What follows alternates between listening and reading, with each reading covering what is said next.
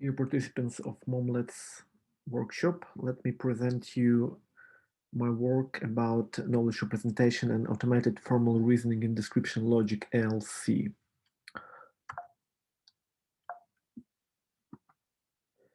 So speaking about the problem, the size and complexity of modern ontologies tend to grow, thus requiring greater expressiveness of language.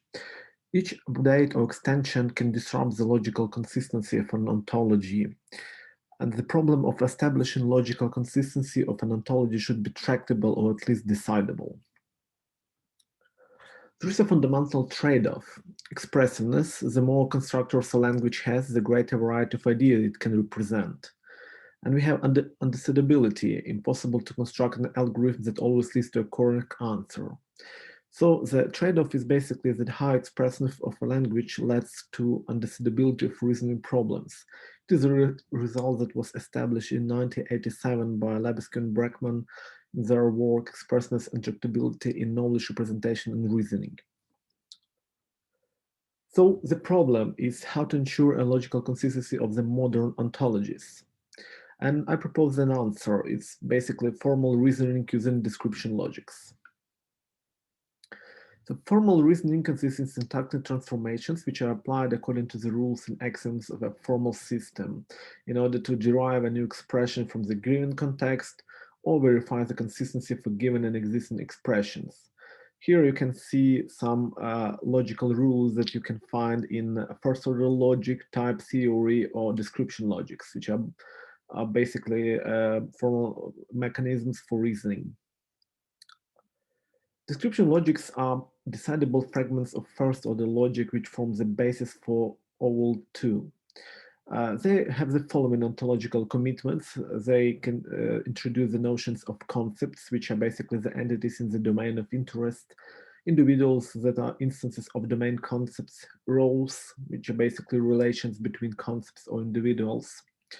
T-box is a structural part of knowledge base, it's terminological part, and A-box, which is a searchable part, and knowledge base that consists of T-box and A-box.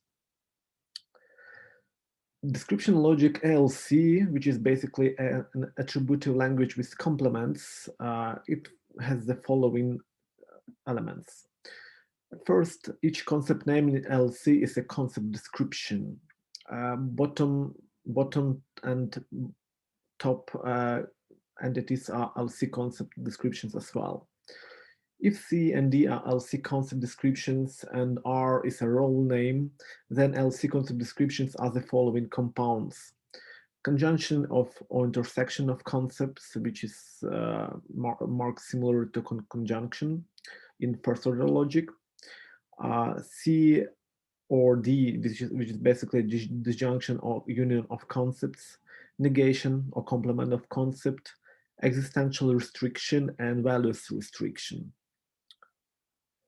LC semantics is based. It is represented by an interpretation where delta I is the interpretation domain, dot I is the mapping that maps each concept name A into the set that you can see here on the slide, and each role name R, which maps Ri to the set of pairs. Additionally, we can specify the following semantics for the notions that are found in description logics. In particular, Ti maps to entire interpretation domain, bottom I maps to empty set, conjunction of concepts maps to the intersection of their of concepts extensions. Union of concept extensions is marked to the disjunction. When we speak about negation of a concept, we mean entire interpretation domain without its concept extension. And then we have pairs that are in the extension of existential restriction and value restriction. We can find some useful lemmas.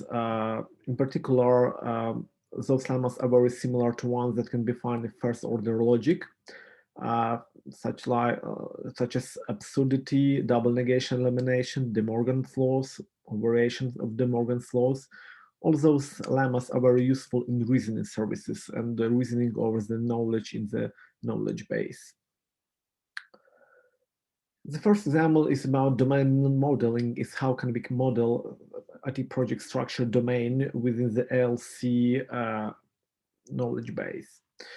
Well, the first thing that we would need to do is to define what concepts are of the area of interest in that domain. And in particular, we can specify that the whole interpretation domain consists of the following entities like Andy, Mary, JavaScript, UML, Smart City.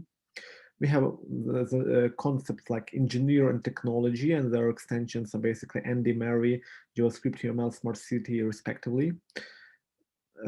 A notion of project or concept of project has the extension of a smart city, and then we have two roles. The first one is part of, which links Andy and smart city, and then links UML and smart city. The second role is has, which is about the skill, like Mary has UML skill and has JavaScript skill. The following interpretation that is specified on that slide can be presented visually, and we can do that using the directed graph. Here you can see the representation of that domain that we specified in the previous example. Speaking about knowledge base ALC, they consist of two boxes: terminological box, which is called T box, and declarative box, which is called A box. T box consists of a general concept inclusion. These are basically expressions that has the form of concept inclusion or concepts equivalences. And A box, which consists of the concept assertion and role assertion.